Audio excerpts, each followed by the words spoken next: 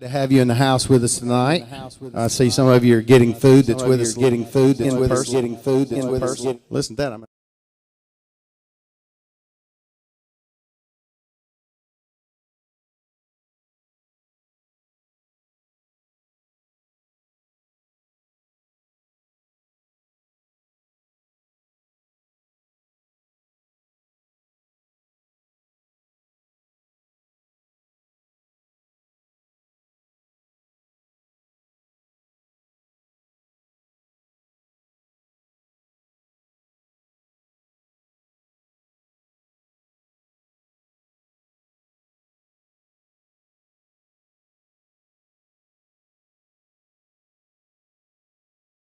teenagers tonight, right? And so a lot of kids that we're very proud of that's been with us several years. And it's also considered, this is our annual board meeting, right? And so with our board, all you guys are so valuable to us. And it's a chance to come together, hear a little bit about what's going on around the movement in all our counties, but at the same time a chance to hear about our program that directly ties to our teenagers, and they'll get a chance to give speeches and hear from them in just a little while. But we're just grateful that you're here and you get to experience that with us. Since we started in 2010 and even in 2013, we had 2 winners that made it all the way to the White House. Most of you guys already know that if you're a part of our family. We're very proud of that fact, and we have great youth that have participated every year in this program. Logan Thompson is with us tonight. He was our winner last year and did a great job, and it was different for him because a lot of the things they had to do at the last minute had to go to virtual. So he had to shift and adapt very quickly. And he did a phenomenal job and represented us well at the state. So we're proud of Logan there as well. So, all right, well, in talking about the club, I'm going to move locations here, if that's all right with you. Welcome to my desk. So you'll hear a little bit about the club around where we've been doing around this year. And somebody asked me recently, they said, you know, and talking to other boys and girls clubs, you know, is your board engaged? You know, are your staff, are they energetic and involved and passionate? And, you know, one of the things that's, I thought about that, and what was interesting was I thought, you know, our board is a very thinking board. So everything that takes place here, it didn't happen without intention and without thought and without planning. Anything from, if you look up, it may mean very little to you, but if you've been in our organization for some time, you'll remember there was a time with no insulation, and now there's this beautiful insulation that kind of helps with all kinds of things when our sound and the other that was falling down. So all that took place because of our board's involvement, and that's just one of the many. And our staff, last year alone, it being 2020, and you know, I don't have to tell you what all we dealt with, but there was a lot that went on, and we had to adapt on the fly. And our staff did amazing, and so we're very proud of what they accomplished. Absolutely, absolutely. But thinking of board and leadership, and I remember when George Gray took over for Todd Farrell, and he had to take that leadership seat. I knew that he was worried about the level of intensity and this driver's seat was going to take him. But George did a phenomenal job. And tonight we welcome George to the stage, our past CVO, Mr. George Gray.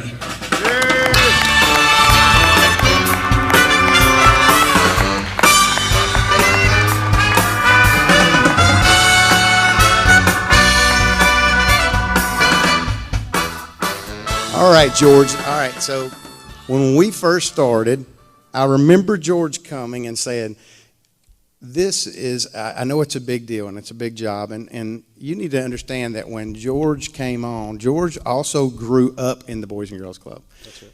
And he was very nervous about taking that role. No one ever feels ready when you take a leadership position to that level if you've never done it before and knowing what all it takes. And there's been a little growth around the movement. So, in that time, tell us a little bit about what you experienced. Well, I'll tell you the most gratifying experience was getting to know the staff. And I think coming into it, growing up in the club and being a volunteer and then being a board member, you think you know how well this organization is ran. But getting to work with you and getting to work with the staff on a day-to-day basis, you really see that. And over the last 3 years, when I first come in and took over for Todd, Monroe County was a new part of our organization. That was a big on-taking for us at that time, and it took a huge leap of faith for the staff and the board up in Monroe County, and to see that trust continue to grow was so rewarding. I've got to know many of the staff up in Monroe, the unit directors. Our Meigs County unit it was relatively new at the time. It's growing and thriving. Polk County, there's plenty to talk about tonight. I'm not going to steal all the thunder there. And then in Bradley County, where I grew up in this club here, it's just fascinating the amount of change from the bike track to a lot of the improvements. We were really, really clicking on all cylinders prior to COVID as far as our growth and the number of kids we were serving. We were far out exceeding what our expectations had been. COVID obviously forced us to cut capacity. It also created another cut that we didn't necessarily anticipate or look forward to, but a cut in funding. And to see how our board, not only our corporate board, but the county boards have stepped up and answered the call of that to make sure that not only are we able to fund the things that are needed today to serve youth, but we are prepared to fund them this year and next year and for a few years to come because we do have a forward-thinking board, like you said, and we not only took a look at the fact that, yeah, we're going to take a hit now financially, but others are going to step up along the way, but we're going to potentially lose funding for several years down the road. So to be able to prepare for that and make sure that we're financially secure moving forward, I think was really gratifying. That's right. This is the time when we change the gavel, right? And and so it's a big night for you. Doesn't mean you get to go anywhere. Yeah, I was thinking a while ago. I'm still nervous, by the way. I still got about 4 minutes to go. So. Yeah. So I should spring some news on you then, shouldn't I? No, I won't do that to you. Okay, so in just a little bit, we will be sharing and introducing you to Mr. Al Pierce, who will be taking over the driver's seat with George. But you can just stay tuned for that. Yeah, yep. Absolutely.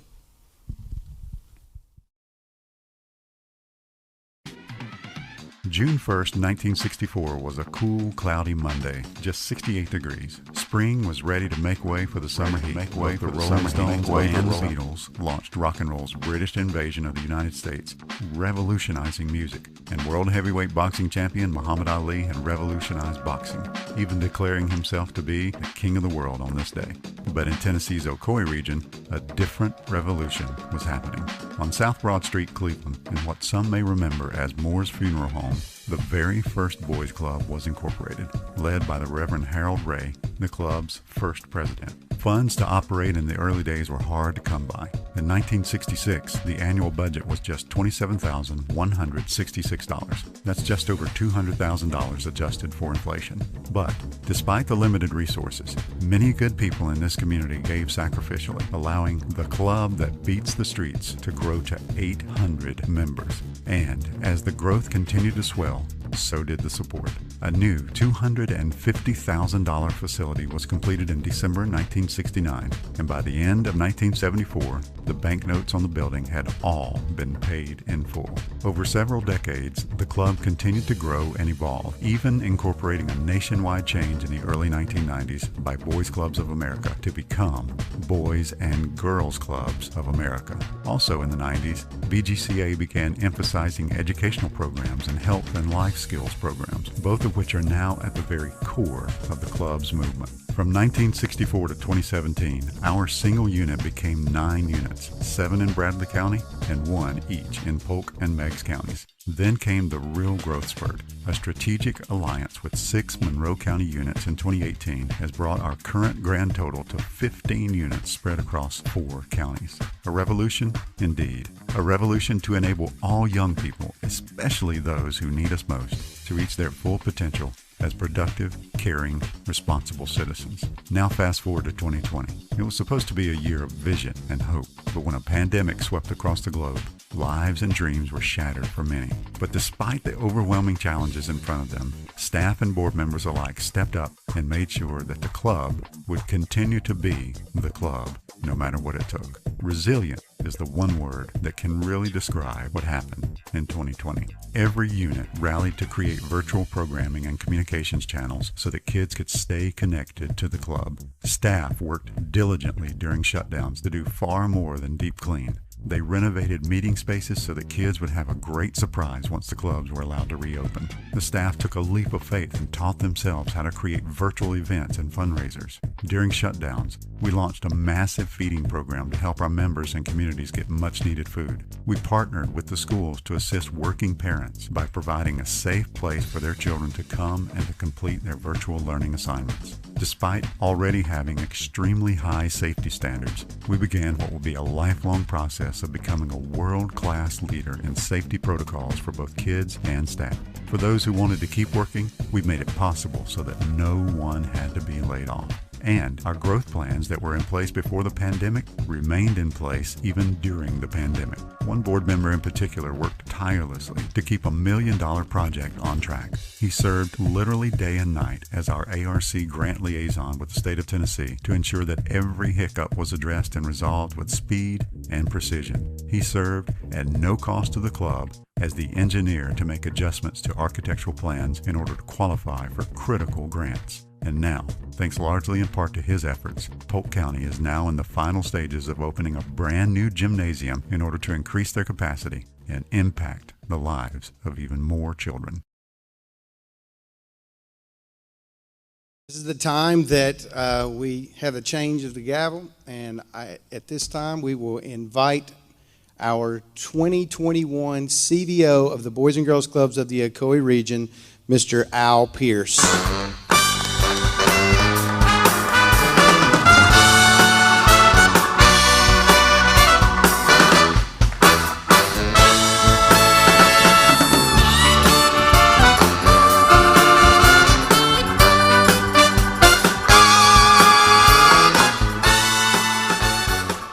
So this isn't new for Al and myself. We've actually spent a lot of time together over the past 2 years. Al has been a huge help when it comes to some of the construction that has been taking place.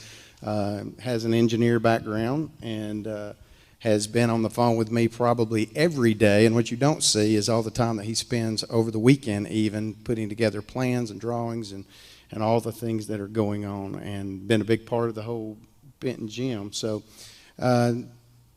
tell us a little bit about why you became a part of the Boys and Girls Club from the beginning.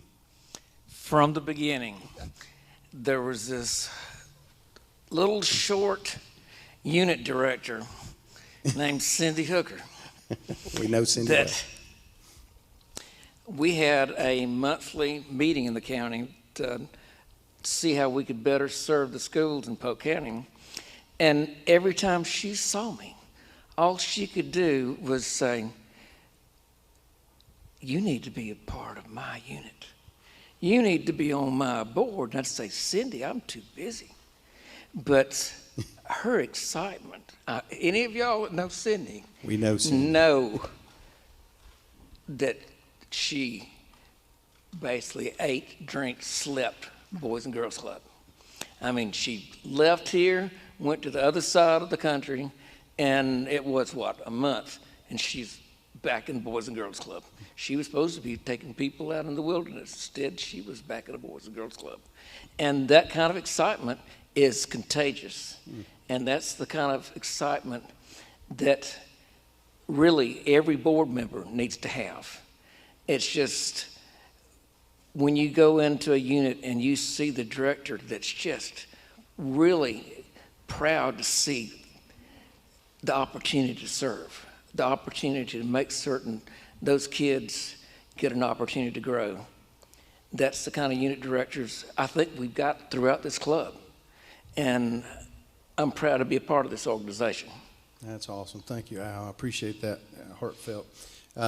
In thinking of the future, obviously we got some time that we'll be spending together. What are some things that maybe are already exciting you? Well, obviously the gym isn't finished, and I really want to see that gym finished. We've been turning away kids from that unit for the last 10 years, and it's gotten old. It's gotten old hearing parents complain and cry that they can't get their kids in, and that's going to be over soon. And there's so many other things going across this organization. Just the opportunity to have bike tracks. Just, we've lucked out in just getting an organization that is willing to come back in and help us build bike tracks at our units. And we've already got 3 of them built, and looking at the next one that's going to be at Monroe County. So it's just, we're looking for places to tear up ground and make hills and have kids have a big time. And for years I was part of Boy Scouts, and one of the things we were always told is if you don't make it fun, they won't come back to learn. And that's what we got to do over here. We've got to excite these kids in the learning environment. But to do that, you've got to make a fun environment. And you just look at the videos that's posted by any of our units on Facebook, and you'll see those kids having a blast. Yeah, they're studying, they're doing other things, but they're also doing activities that make them want to come to the club again. And that's what we got to do.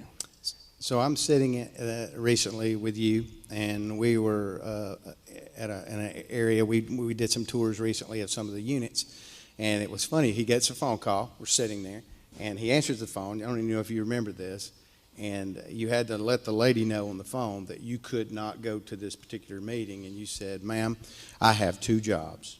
One job that gives me a paycheck, and another job that I love. And I'm at the job that I love today, and so I'll have to call you back and reschedule that meeting. And I was just appreciative of your heart. So as we think about some of the things that's going around the club, let's kind of talk about that, and then the board members that are and the staff that are working so hard, we'll take an opportunity to give some words. You guys help me with that? I will. Yep. All right. So in thinking about Polk County, first and foremost, some of the things that's happening there, if you didn't catch, was the fact that the club is building a gym that's debt-free. Thanks to an anonymous donor that has been loving on the club for some time, and they've been given us a substantial gift in support of that unit. So we're grateful for whoever that is. And we also had a federal grant through the ARC that we received, and that was for $300,000 to also help close the gap on the back end, as well as South Face, which has helped us with our lights and energy all over the place. And so we're grateful for those things. They held in Polk County their first virtual online auction, thanks to Paul Wilson, who helped support the platform for that software. In my future, you may hear us talk about that from time to time from this point forward, but my future is a program platform that's internet-based, put out by Boys and Girls Clubs of America, and the staff in Polk County have taken it to a new level, to the point that Boys and Girls Club recognized that they were in the top 3, top 2 across the nation. The only person that was ahead of them was like this 50 organization unit operation, and at times they surpassed what they were doing in the sense of attendance and depth and prizes to the tune of $30,000 in grant and prize money to youth, thanks to what they've been doing there in that town. So the Board of Trustees is the board of the Southeast Boys and Girls Clubs of America, asked Holly Stroud, the unit director there at the Sutton Hooker unit, to join them on a meeting to talk about what they are doing there in Polk County. So they're getting some national attention there. And some of their goals they're doing is they're going to finish up the bike track, since it kind of, the gym had taken priority, and they're going to get that done this year, as well as the Copper Basin idea. But during last year was trying in some regards, but the staff did good about virtual changes for about a month and a half, 2 months. And the staff and board got together and started thinking about ways that they could renovate, give a facelift to their unit. And we still had to raise money. And the board member that helped secure some extra funds over the past couple years, and then came in with her time to paint murals, and I'm talking about Disney-like murals, all through the facility, and just rocked the face of this club. And so it would be great to welcome our 2020 Polk County Board Member of the Year to Miss Meg Lemons.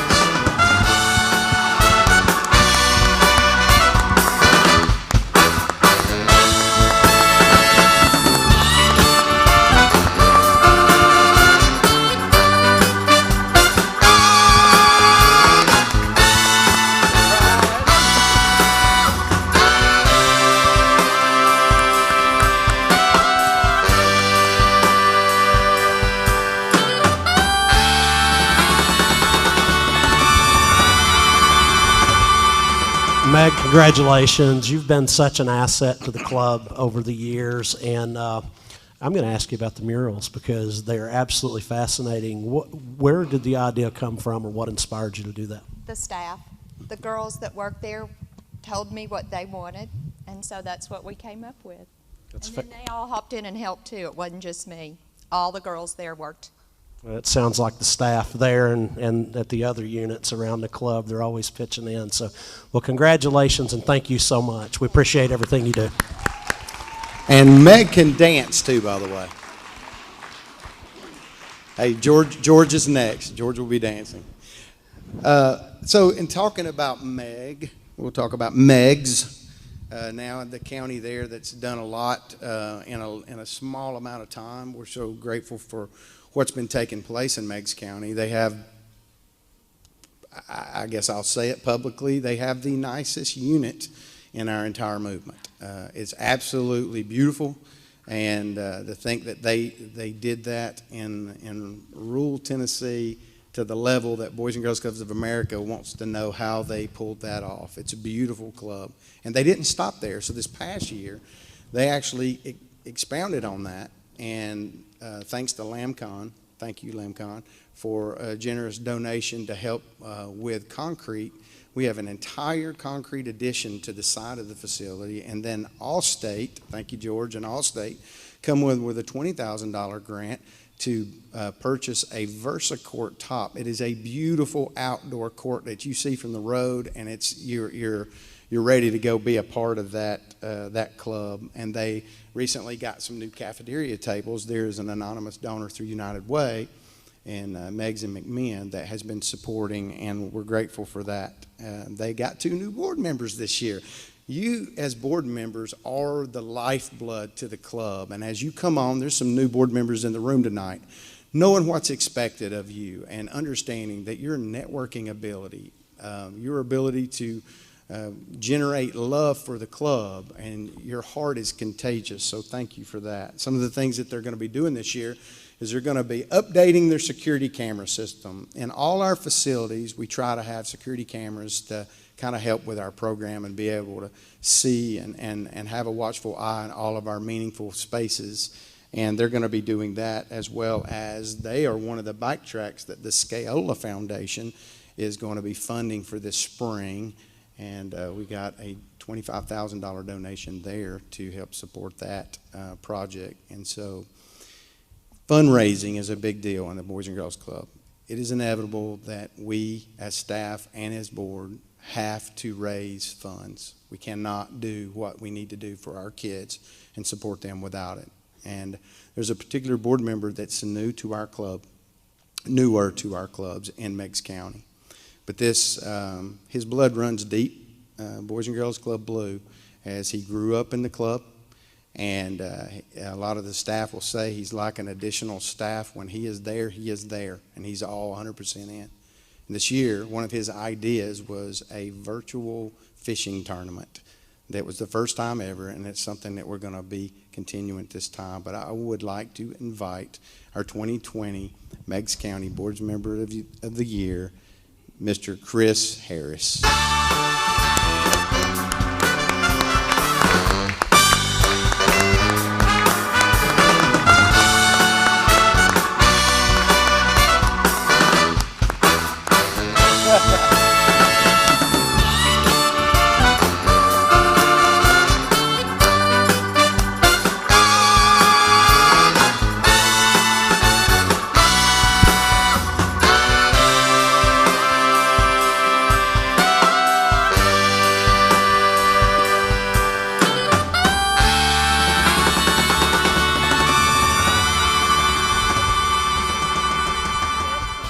All right, Chris, fellow alum up here. I grew up in the Boys and Girls Club, and actually your uncle was one of the staff members that had influence on me, ended up being my next door neighbor, and we went to Game 5 of the 1991 World Series together, and I almost got in some really serious trouble for that one. So, but as an alum, what does it mean to you to be a part of Boys and Girls Clubs of the Ocoee region? It's just huge when you walk in this room and you see all the names from the 60s to now, and you just see the impact that it's had over so many years. When you come in here, you're just a part of it. You love it. So. Well, I think it says a lot that you're a new board member and you're receiving Board Member of the Year award. It speaks of the impact you've made, and we really appreciate you. Well, you're certainly changing lives, and we appreciate it. Thank you. Thank y'all. Thank you. Thank you, Chris. We're so glad to have you a part of our team. Monroe, just a couple of years ago, became a part of our family. And when I say family, I mean that seriously. It's been something that has been a eye-opener in what we can do when we have more than one. And the larger we are, the larger we're able to make an impact and reach. And you never know how something's going to go when you have a new roommate, right? And this group, and we call it internal, we say the North and the South, but the truth is we're one big family now. And Monroe has really got some passionate staff, from their unit directors to their administrative team. And this year they also got several new board members, and even their current CVO for their board is fairly new himself. So they are ready to run the race, and I'm very proud of them for that. Southface, we mentioned them earlier. Southface did a lot with the Monroe group and helped with lighting and HVAC additions and helped get us on point with getting our units to look really, really sharp and get the right kind of dehumidifiers in our rooms. And so there was a lot of facelift extra things that happen in Monroe. I know Crystal and Von Orr has done a lot about getting that extra teen space, and there's just a lot of really cool things that they've done to bring value to their club. In the last couple of years, they added a big sidewalk that goes down to the front at Sweetwater, and some of the things that they've got on the plate now is we're going to be getting a shipping container soon, and that may not mean a lot to you, but one thing that matters a lot to staff is storage and having a place for things to go. So especially when it's seasonal items, and thanks to Midlab and Daniel Lakes and his team, we're actually getting that donated for the Madisonville unit, and so we're glad about that. We're installing Ruleville cameras, and the other day Al came and we went up and toured a lot of the sites, and in doing so, we ended up at Ruleville, and we came up with an idea that we would have a full all staff and any board members that want to be involved on a Friday go up for several hours and have a really strong game plan and go in there and give a facelift to the Ruleville unit in the school, so that the school system says it's the nicest 2 rooms in our facility. So we're grateful that that's something that we're going to be doing. We did fill out a grant. We do a lot of grant writing around here, thanks to Denise and Amy's team. But we are going after, you notice I said going after, doesn't mean we got it, but we've asked for funds to help support a double in capacity to the teen center in Monroe. And pray with me that we get some favor from the state. We did complete that on Friday. And there's always changes going on, and it's hard to do fundraisers and try to think of the next big thing. And the Monroe team was really good about trying something new. And you know we do Cash for Kids, and it's a reverse raffle. So they're doing their own raffle, and their raffle is coming up soon this summer, and it is for a Ford Bronco. So we're very glad about that. You'll get a chance, tickets will go on sale, and you get a chance at $100 a piece to win that Bronco. So in the process of doing their first online auction, they had a lot of success this year, and that was a new thing. And it takes board members to kind of help the staff be able to acquire the auction items. And there's a particular board member that did a lot of that, and the board member also is a big advocate for what goes on behind the walls at the club and how well they do and how well their program is. They're also very good at getting volunteer love, and this past week even did mulch. They arranged a whole group of guys to come in and do mulching of several of the playgrounds there at the Von Orr School, and we're grateful for that. But she doesn't know it. She probably does now. But our 2020 Monroe County Board Member of the Year goes to Miss Linda Hinker.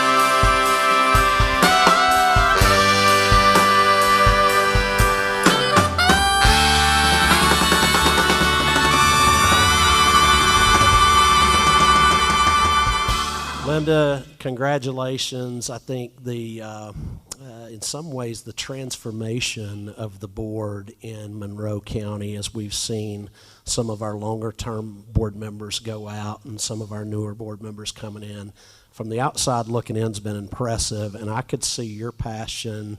I can't remember if maybe you were considering joining the board, but I believe that to be the case. But I had visited a meeting there. And what has it been like for you to serve in the board capacity in Monroe County? Well, it's been a pleasure. I've worked with kids my whole life, and this is just an extension of being able to help them out and mentor them and make their lives a little bit better. It's just something I've always done and enjoy doing. So, well, as someone that grew up in the club, mentorship's a key word, and it made a huge difference in my life, and you're making a difference to those kids. So thank you for what you do, Linda. thank you. Thank you, Linda. One of the things that we went to a day on the Hill, and Linda went with us as brand new to the club, and went and spoke to our legislators about the importance of the club. So we're thank you that you and your husband did that. That was a big deal to us. Bradley, a lot going on in Bradley. Bradley is our home where we started. We've been doing a lot of renovation. I don't know if you've got a chance to see our teen center, But Jonathan and his team did just a phenomenal job, just totally changing the whole vibe of the teen center. And during this past year, when the kids came back, we would not post any pictures, and so that we didn't give it away before they got here. And we're very grateful for what took place there and the love that was behind that. We got some shipping containers. We built a second pavilion. We're putting power in those things. Britt and his team took up the challenge of the My Future and ended up placing nationally in just the last 2 weeks, I believe. So they're doing a good job there. We got 2 new buses. 2 new buses. That don't mean a lot to you. It means a lot to us. Those buses are like $70,000 a piece, and we were able to secure those with CARES Act funding. And we have 11 buses now that we actually pick up several kids from all of our schools. Some of the things that they're working on, we're getting our field lights fixed, if you're familiar with our ball field, and we're putting a fence around the Moss Annex so we can secure all our trailers, and getting power to our shipping containers, which we have 3 just back here behind our field so that we can actually store all our items. We're starting a RC car program. So this spring, we're getting RC cars, and we're using our bike tracks as a way to get our kids involved in something new. It'll be a lot of fun. There'll be a lot of STEM-related activities that they can do with that when they're fixing up their cars and all that's involved there. One of the biggest things, though, is, and you'll see, we'll do an honor for Mr. Morlock soon tonight, but we are wanting to join a partnership with the PI Center here in the Bradley County School Systems to do a economic and workforce development center. And that is on our master plan, and we're doing that, and we hope to do that in honor and legacy of Mr. Jeff Morlock. So thinking about a lot of the property, there's a lot of things that goes on around our organization, and the property is very important to our curb appeal and the growth that's taking place. And we have a person that is organizational minded. He's big picture minded. He's not afraid to challenge anything that we're doing to make sure that things are the best. He's helped us with our roof drains. He's helped us with our bike issues. And he's helped us in all counties. He would be mad because he doesn't like to get any kind of attention, and he especially doesn't want people to know some of the things he does privately. But I'm going to say it here publicly that he comes and mows our yards when no one is here, so that no one would, he's not doing it for the wrong reason, and he never has.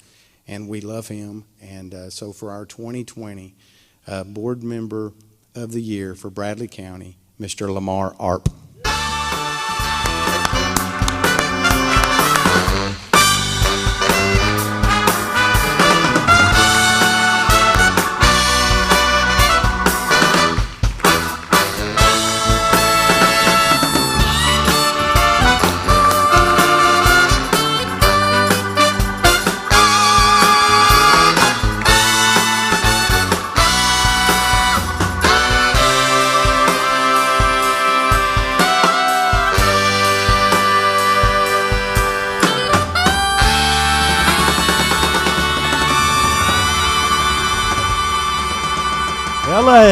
LA.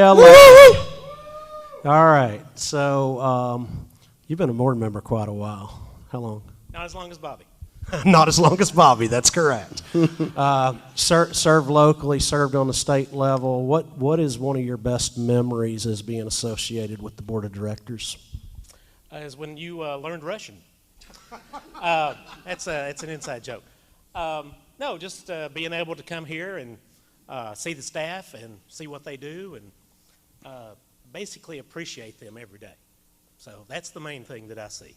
Well, I think Derek said it best when he said you're someone that's not afraid to push back and challenge, but you always go about it the exact right way. And I think it's, I hope you realize how appreciated you are within this organization. Well, I followed a good example, Mr. Jeff Morlock. Jeff was the president while I was the vice president, and I learned a lot from Jeff, Bobby. I learned a lot from these guys every day, Mr. Steve Hickson, Todd, everybody, you included, George.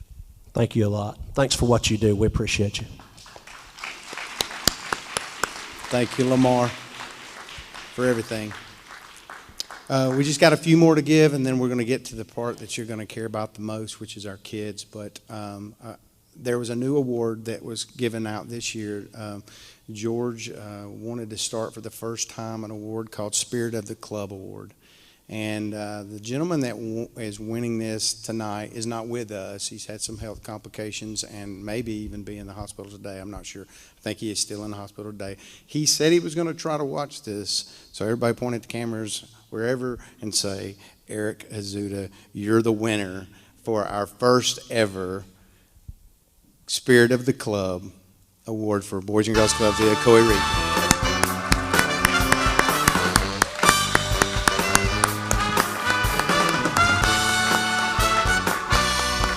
And we've gotten some good reports on Eric of late, and it seems to be some improvement. I had some communication with him by text just to let him know how much we care about him, that we're praying for him.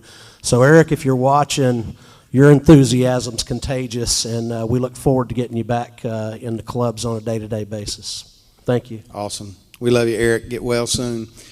All right, so last year, I believe, was our first year of the Extra Mile Award, and that is so important, too, because sometimes when you wear a Boys and Girls Club hat, it means that your job responsibilities is everything. There's not one thing that just says this is all you're responsible for. And we have a newer staff member that has done everything with a smile, anything that you ever ask, and just always has the best attitude, and you just love having them around. Their energy for the kids, they never want to see anyone feel invisible. They want to know that we're watching and we're paying attention. And so for this year's 2020, this past year's Extra Mile Award goes to Mr. Scott Thomason.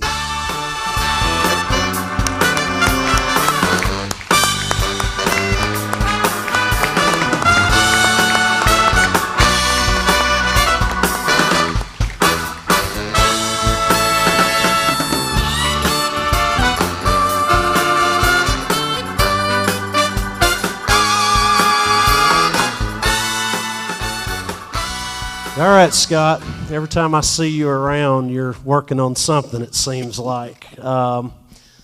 What makes you so passionate about the job you do on a day-to-day basis? Because to me, you've got all the jobs that there's no way I would be able to do them. It takes some skill.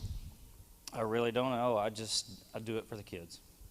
Well, we're glad you do. You know, I would tell you this, or any staff this, that from my days at the club, there's Lonnie Grooms, there's Terry Walsh, there's Phil Harris, the late Wayne Watson, and of course Colonel Tucker.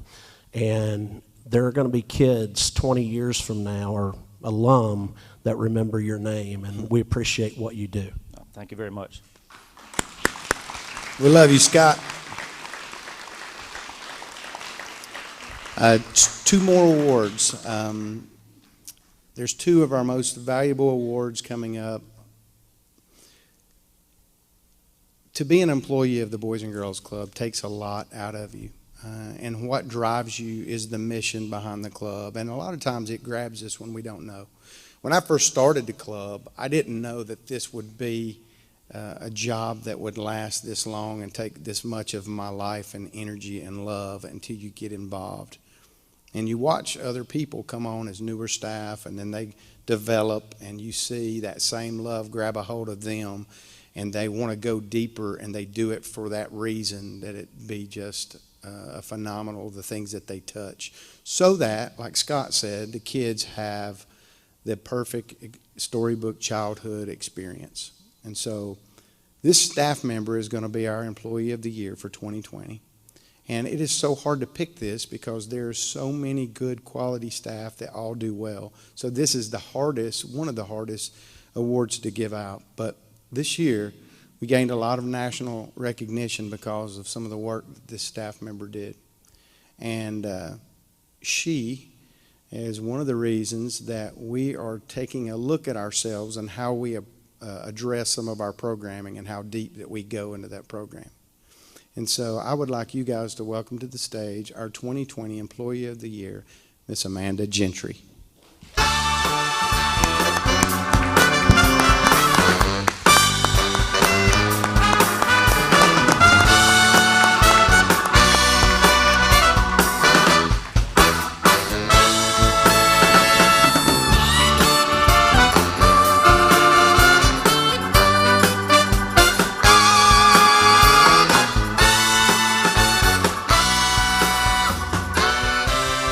Okay, Amanda. This girl always does it well, and she does it with a smile every time I see her. And we're so appreciative of the kind of spirit you bring and the type of mentor you are with the kids. For our club to gain national exposure, did that touch you in a certain way, or what did it mean to you? It did, but I will have to say we are a team. So it wasn't just me. I'm going to cry. You're allowed to. No, I'm not. But we are a great team, so I can't just take the credit. We have awesome staff. But it meant a lot, except Brett's coming after us, and I'm very competitive. So we've got to get on our A game, but it did mean a whole lot. Well, I think good performance comes from good leadership, and we always get great leadership out of you and Holly, and so we appreciate what you guys do in Polk County. Thank you. Thank you. Thank you, Amanda. You know, we have so many good things that are happening around the club that you just don't get to see all the time. And I'm going to let George talk a little bit about Bill Creech, but just some of the faces that I'm seeing in the room, and you know, Todd and Sonia, they took what could have been a vacation week, and they worked on the teen center at Meigs County and made it beautiful with bus fronts with lights and tables and this whole industrial wood vibe. So thank you for that, and thank you to all you guys for what you do. You want to talk about Bill Creech? Sure. Bill Creech, a very special person to me, his family special to me, and Bill was a board member for 32 years, and earlier I mentioned 5 staff that had particular influence on me as a youth in the club. And Bill was a special board member. He coached youth football. I got to know him when he was a board member. Lost contact after I had moved on from the club and got into young adult life, married. Went for a job interview and was interviewed by Bill, and went to work for him. Ultimately bought his business, and I still am in that business 20 years later. I miss Bill deeply, but he left such an impression on our organization. He cared deeply about mentoring kids, and he cared deeply about financial responsibility, and I think our organization is the epitome of financial responsibility, and I think throughout our organization, top to bottom, the mentorship is incredible. So we began 5 years ago with an award to honor Bill and his legacy that he left here at the club. And this year's winner is someone that said something earlier tonight that just truly showed his commitment to youth and helping kids have a chance. And you saw a picture tonight of the gymnasium at the Benton unit, and this was a vision of his 5-6 years ago, and he's continued to just keep looking forward through multiple setbacks. He never let it get him down, or at times it may have got him down, but never out. He refused to give up, and we're going to build this gymnasium, and I believe it's going to open later this year.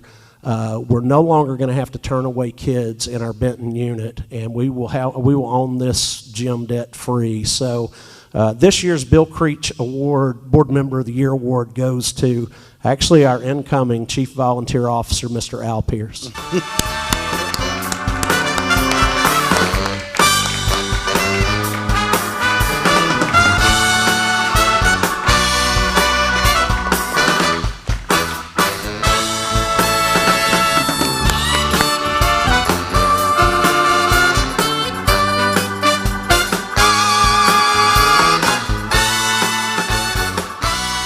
Okay, one more here, Al. I know it's not been all you, and a lot of times I mention you when I think of the gym because it truly was your vision, but you've had the help of a community. You've had the help of anonymous donations. You've had the help of Holly and her team in Benton. You've had the help of Rachel and their board there. What kept you going on this thing? I just got tired of kids being turned away. That's it.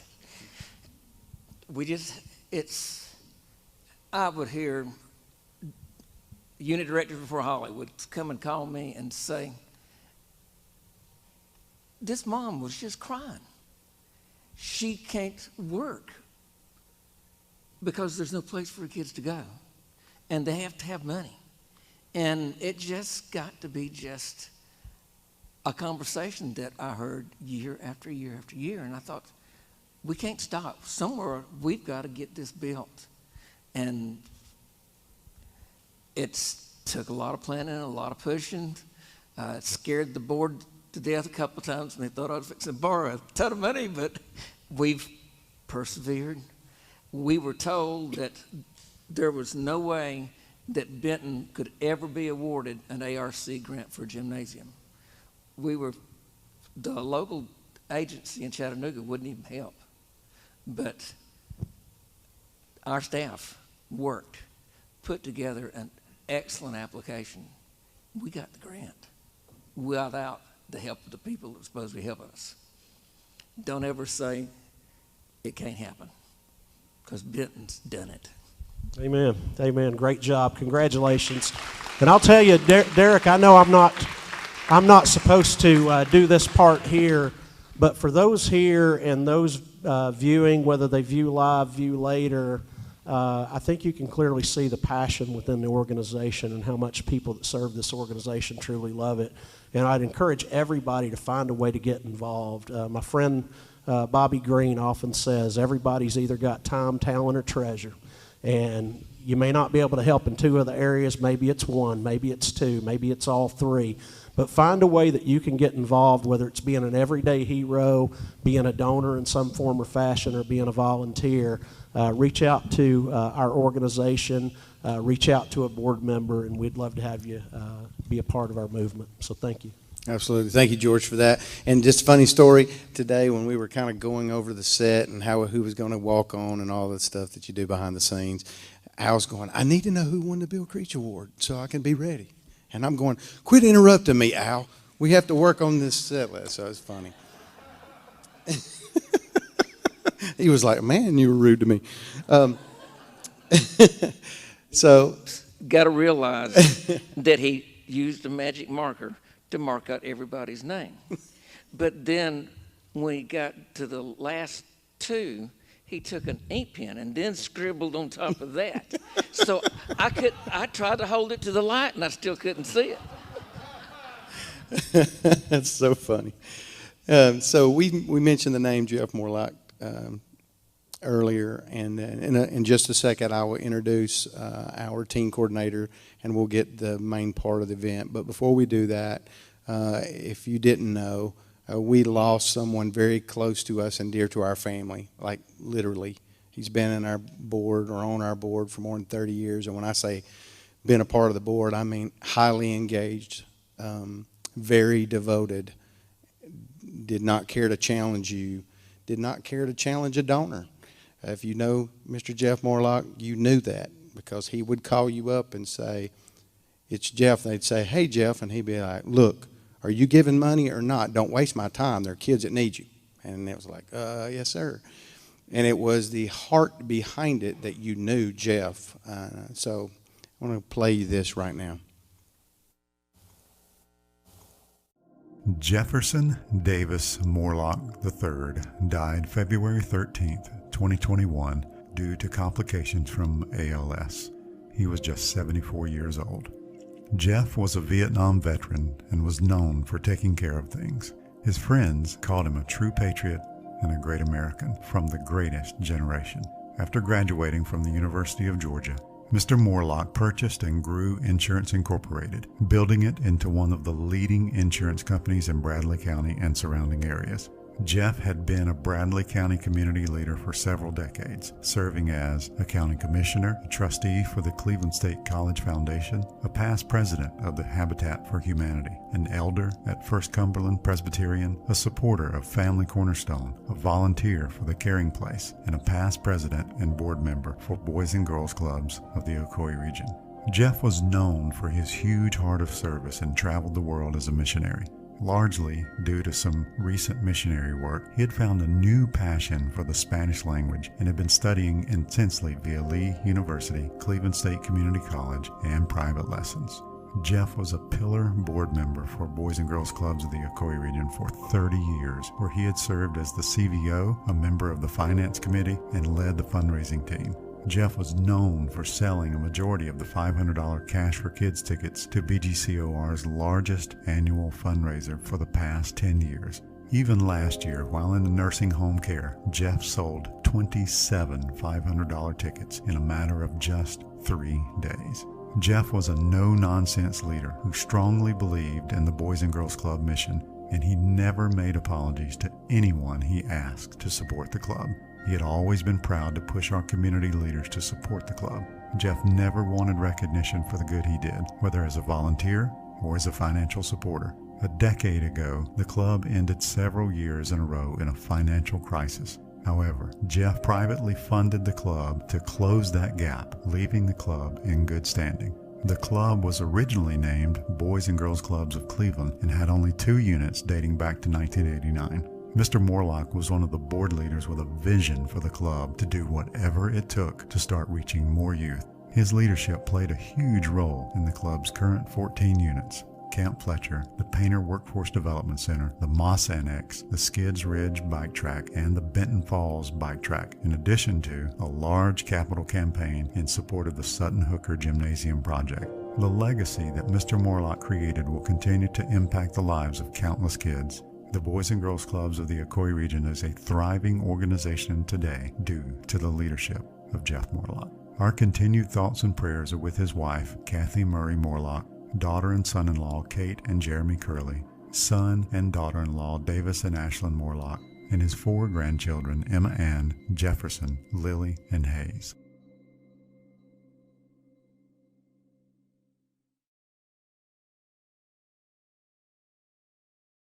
It was family, and to the point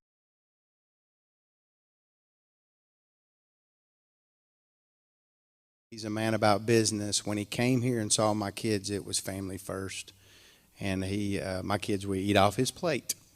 So just to paint a picture of how he was, and that was usually the first questions he would ask me would be about how they were doing. So I'm going to miss Jeff dearly.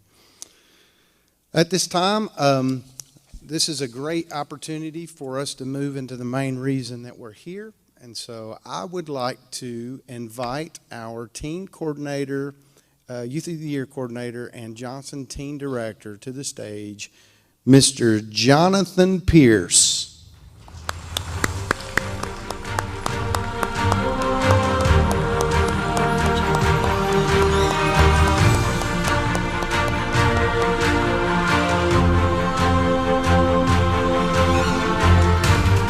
George stole his microphone.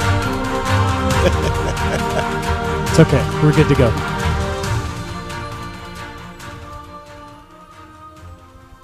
Jonathan, this is your 5th year of doing the Youth of the Year program, and you always do your best to take it deeper every time. So how's that been for you personally?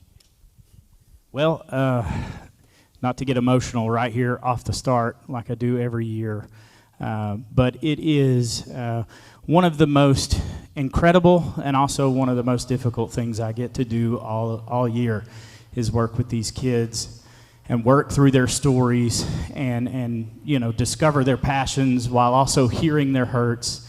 And it can take a toll on me personally. It can take a toll on my family. But it is every year the most incredible experience that I get to be a part of. And there is no place that I would rather be than seated right here But I do want to echo everyone else's sentiments tonight. It's not just me. There are a lot of people that are behind the scenes that really help with this. This year actually has been one of the greatest years as far as coaches are concerned. There have been so many other people that have jumped in and been on the calls and been there for the meetings and really helped with the kids. And so I wanted to take just a second to thank every one of them.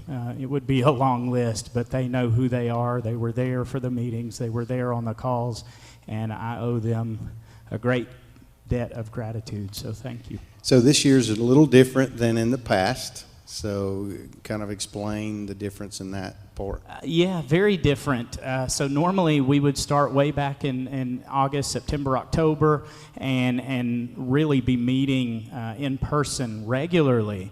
And last year we had a bit of a surprise after Logan won the Youth of the Year last year. We were told, hey, you're not going to be going to Nashville. COVID has kind of gotten in the way of that, and so to keep you safe, we're going to have Logan give his speech over the internet on the computer, and we're going, no. And it was very difficult to kind of jump on board with that and kind of throw Logan in front of a screen last minute like that. But that process kind of continued into this year. And so rather than meet in person and really spend the quality time together that we normally do, these amazing kids took time out of their week, wherever they were at, some from home, some from practice, even some after school, some at friends' houses, got online and pushed themselves to be in each one of our Zoom calls for our meetings. And so it really is a testament to how great they are and how motivated they were to get the job done. And so where I was very nervous about the process this year and how it was going to work virtually and how in the world I would ever get kids to want to get on the internet instead of in person and write essays and give a speech, they were amazing. All of my worries were for nothing. They came together and they got on the calls and they did the work, and it was incredible to see. Yeah, so if you don't understand how the program works, we have judges that come in from community leaders, several in the room today, and we go through a series of essays that have to be written by the candidates. Grades take a factor, and there's an interview process and a speech that takes place before tonight. And the judging takes place at that time. I don't even know how it plays out, and I asked for it to be that way because I don't want to be nervous in the process. So I don't even know how that goes. But so tell us a little bit about our candidates that are here tonight. Sure. So just to kind of echo what Derek was saying before I introduce our first candidate, that actually took place this past week.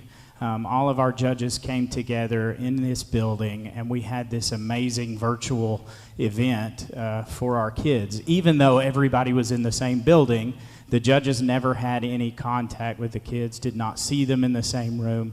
And so all of their essays, their speeches, their interviews, all of those things were judged last week. And so what you're going to see tonight is just our three finalists coming up and sharing their stories. Tonight is in no way a competition. They're not getting up there to be judged or any of that. So hopefully they can relax through this process, but we are very excited to hear their stories.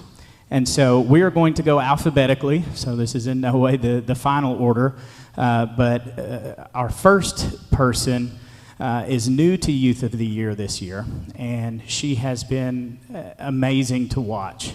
It is always a question for me in the beginning how a person's going to do, how much work they're going to put in, are they fully invested? And I want to say that this person has been at every meeting, has never missed a moment in the process this year, and put forth some of the most amazing work, but also a lot of time, maybe more time than I've ever seen anybody put in. And so I have been very impressed with her work ethic and with her willingness to push forward in this process.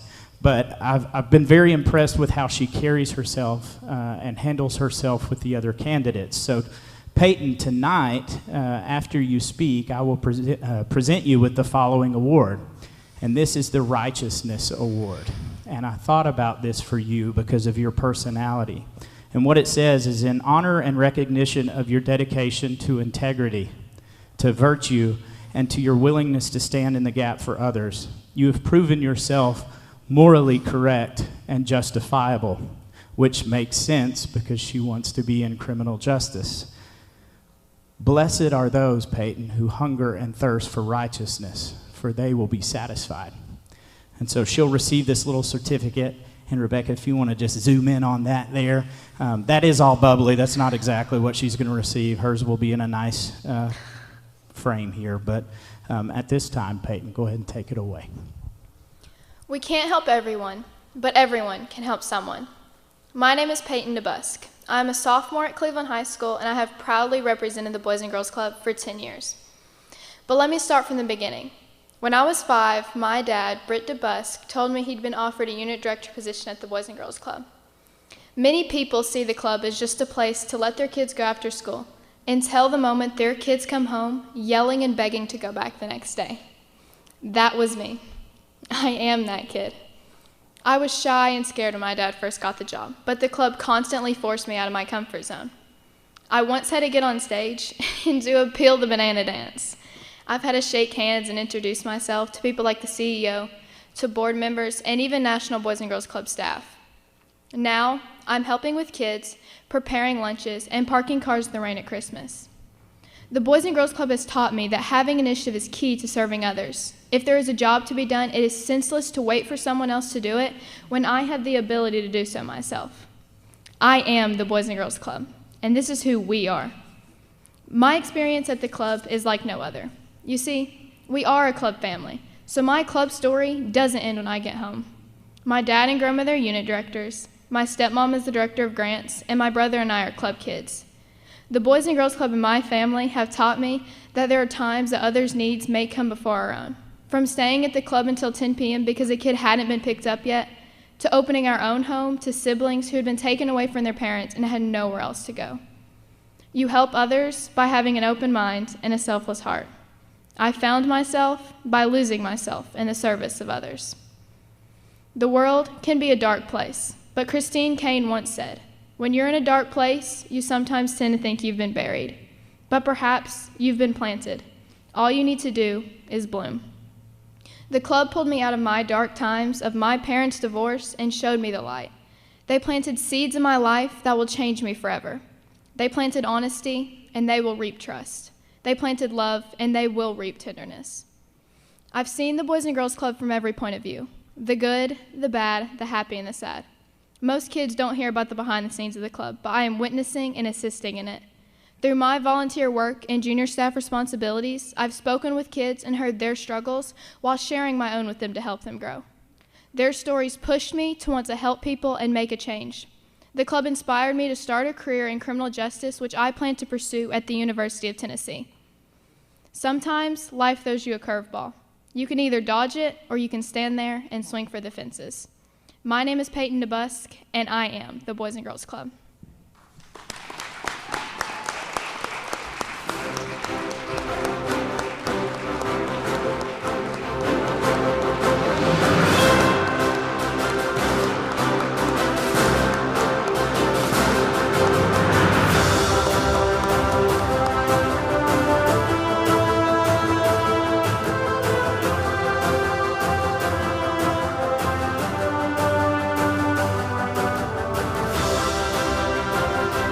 Thank you, Peyton.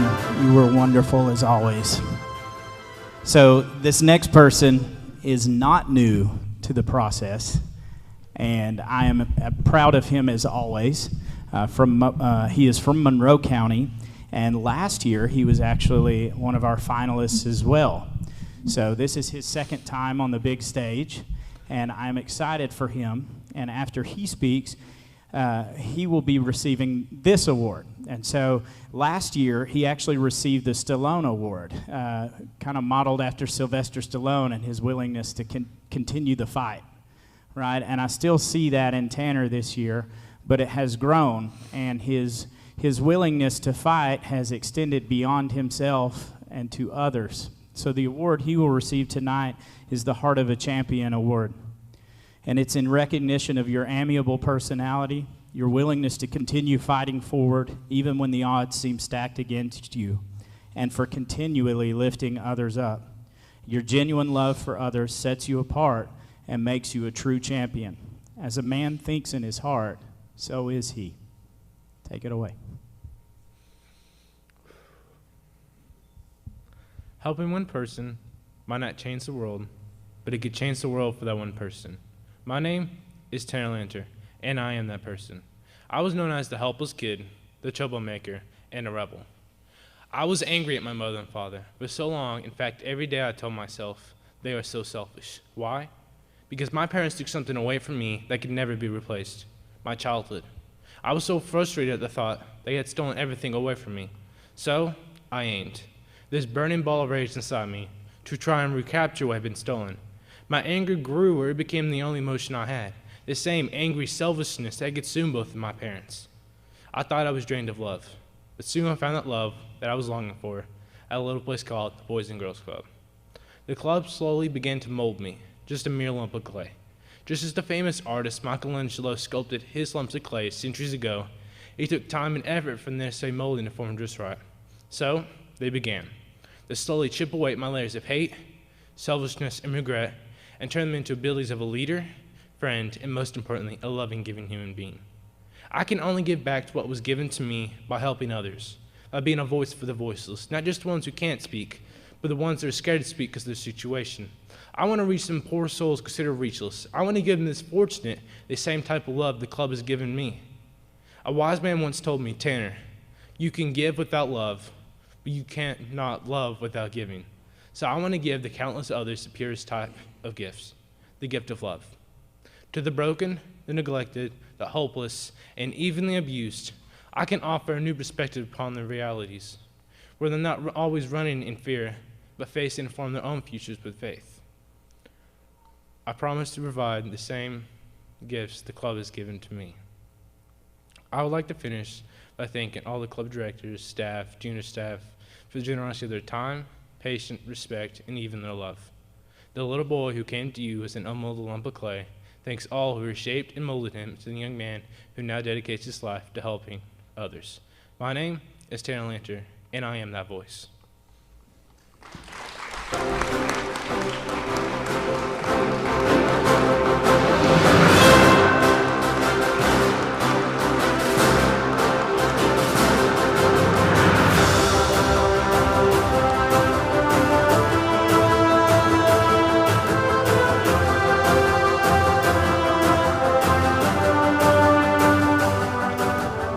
Great job, Tanner. Your heart really shows through in your personality. I'm very proud of you. This final person is by no means the least to step on the stage tonight. She has been incredible in so many ways. She has been dedicated and timely, and really timely. I do need to say that about her. Normally, it is me that is pursuing them. I pursue them to be part of Youth of the Year. I pursue them to get their essays turned in on time. I pursue them to write their speeches. And this year has been very different. With Tara, I had not even thought about her and her desire to do Youth of the Year. I had no idea she was even interested. And so we're planning our first meeting, and she comes running up to me one day in the teen center, and she says, Mr. Jonathan. And I said, yes, Tara. And she said, are you not going to ask me to do Youth of the Year? And I said, what? I said, you want to do Youth of the Year? Because normally it's like pulling teeth. Nobody wants to do Youth of the Year at first. But Tara did, and she pursued it. And I said, well, sure. I said, you have exactly this much time to get your essays turned in. And within 3 days, Tara had everything turned in and was ready to go. And so I want to award your willingness to do more and to be excited about this thing. But I also want to award a part of you that you may not even know exists. And tonight, this is the one that you'll be receiving. If you want to zoom in on that, Rebecca, you can. But this is the Elegance Award. and I think this is very fitting for Victoria. It says, "An honor and recognition of your humility and grace and your willingness to love others, even when they are less than deserving. Your thoughtful attitude and soft-spoken personality remind us all that meekness is very far from weakness. But by the grace of God, I am what I am, and his grace toward me was not in vain. I worked harder than any of them, thought it was not I, but the grace of God that is within me." Take it away, Tara. Confucius once said, "The man who moves mountains begins with moving small stones." Have you ever tried to move a mountain? It seems impossible, doesn't it? The mountains I am referring to represent fear, pride, pain, depression, and more. I have faced many of these mountains in my life, and without the club, I am uncertain I could have passed them. My mom, who is my hero, homeschooled me and my siblings our entire lives. We are tightly knit and kept close to the scene. In 7th grade, however, my parents filed for divorce, and with a snap of a finger, everything changed. I was suddenly in middle school, and it wasn't long before my grades, my attitude, and my emotional well-being began to plummet. I was climbing the mountain called divorce, and no matter how hard I climbed, I never seemed to reach the summit. I was beginning to feel like Sisyphus, destined to roll my boulder up a mountain, only to watch it fall back down again. My mom was forced to find us for a place for us in the summer, and this is how we ended up at the Boys and Girls Club. It wasn't long before I made my first friend here. He showed me it was okay to have goals and how much fun the club could be. He showed me that because I was a member, I had an exclusive group of people to lean into and that the staff would love me for who I am. His name is Mr. Christian, and he was my first staff member here at the Boys and Girls Club. For the first time, I was beginning to feel the weight of that stone I've been rolling up the mountain diminish. In 8th grade, my situation was getting better, but I was still failing in school. Something had to change. While I was falling in love with the Boys and Girls Club, there was one program in particular I dreaded having to attend, Power Hour. I had no interest in doing my homework or improving in myself. One day, however, Mr. Christian said something which still impacts me. "I cannot force you to do the right thing, but I hope you will choose to do so, because one day you will regret doing nothing." It dawned on me that my destiny didn't hinge upon the outcome of my parents' divorce, but upon the decisions I make upon it. I now push myself academically, improving to a 3.0 GPA, having not made less than a B in high school. I dream of one day attending Seoul National University in South Korea to earn a degree in literature and pursue my dream as an accomplished writer. I can now make this dream a reality thanks to the lessons I'm learning at my teen center. I now know I don't have to push the stone up the mountain alone, or at all, as the club is pushing with me. Stone by stone, they're making my mountain nothing more than a stepping block, making their way to the next and the next and the next. Thank you.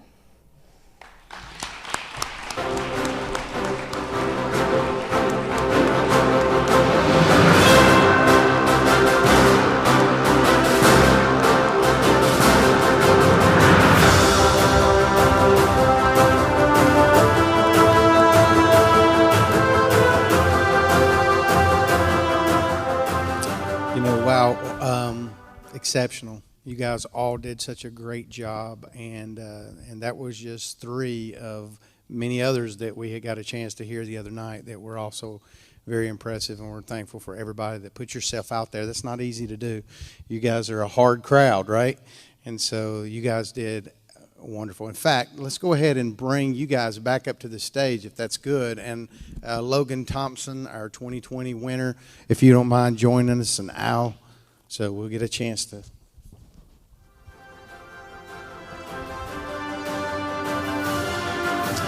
Let's give another hand for our contestants tonight. You guys represent well. Woo woo! Come on, this is something to get excited about. Here's our future. So before I turn it over to Logan, who is our 2020 Youth of the Year, I always like to take a moment to say something about them. Every year this part is hard for me because I love this place, and I love what we do, and I love watching them. But every year we have challenges, and 2020 obviously was one of the most challenging years for us here at the club, and for me personally. For those who don't know, just a few months ago, our 7-year-old, my cousin, was the little girl who passed away in the Meigs County school bus crash. And it was a very difficult moment. And for months, my family and myself, we've struggled with how to continue in a world where she is no longer with us. And doing something like Youth of the Year becomes very difficult when that kind of thing is weighing on you. But what I want to say is that every time I hear one of these kids, because listen, I don't ask little of them, I ask a very lot of them. I ask a great deal of them. And every year I ask them to pour through some of the most traumatic events in their lives and share that story with a smile. And every year it's hard for me to do that, but this year was especially difficult. Watching them do that this year gave me the courage and the strength that I need to continue moving forward and do what it is that God has called me to do, which is this right here. And so I wanted to thank each of you for being a very bright light in a very dark world for me and for the rest of us. If I could, I would give this award to each of you. You all deserve it. You all worked incredibly hard, and you are all very graceful, and I love you very much. But as always, there is one winner. Now that said, they will not leave here empty-handed. Our second and third place candidates will leave with $500 in their scholarship fund for school. So that's a great thing. So everybody clap for that. That's great. So they will not leave here empty-handed tonight. But at this time, I'd like to turn it over to Logan Thompson, our 2020 Youth of the Year, to make the special announcement. Okay. As he said, my name is Logan Thompson, and I'm the 2020 Youth of the Year. I participated in this competition for 3 years until I finally went to state and placed. Through my experiences of this competition for 3 years, I now have the ability to coach these kids standing behind me. I love and care about them deeply, and I'm proud of every single one of them. Without further ado, if I can open the envelope. Maybe. There we go.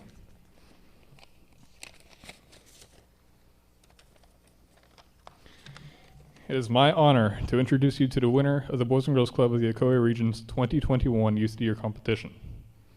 Now, without further ado, your 2021 Youth of the Year is Miss Victoria Schaefer. Now they always say congratulations. Work so hard, forgot how to vacation. They ain't never had the dedication. People hating, say we changing, look, we made it. Yeah, we made it. That was never friendly. Yeah, no, I'm jumping out of Bentley. Yeah, and I know I'm such a man. So I don't know if I could talk, so my voice is very shaky. Okay.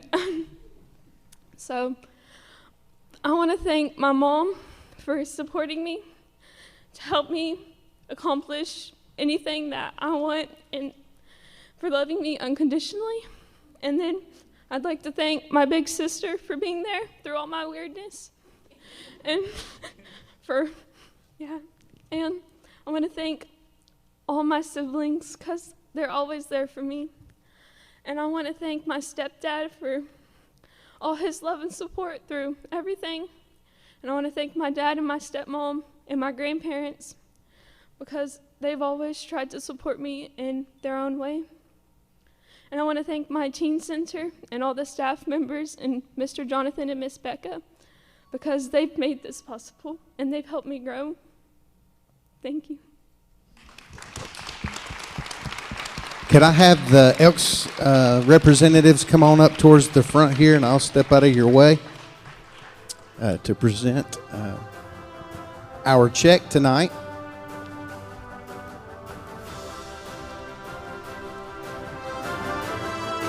We'll have you guys come on up here. You got her?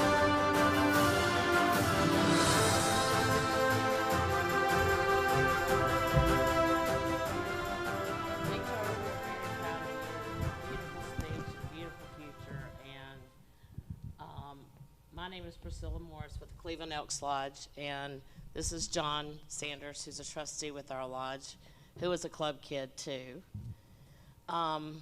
So it's my honor to present to you on behalf of the Warren G. Kaiser Trust for the Cleveland Elks Lodge a scholarship check in the amount of $2,500.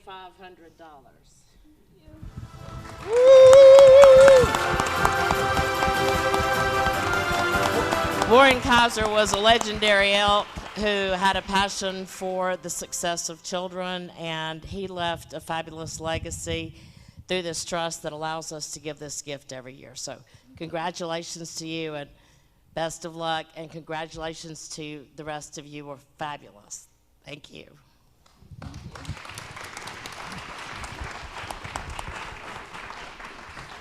Let's give another hand for our 3 finalists. We're proud of all of you. All of you are winners. You're not walking away empty-handed. And on behalf of the Elks Lodge and our CVO, Mr. Al Pierce and Mr. Jonathan Pierce, a lot of Pierces up here, I'd like to thank you guys for coming and being a part of our family and all that you're doing to help us do this. These kids are our livelihood, and we're so grateful for the stuff that you do behind the scenes. Let's give them one last hand.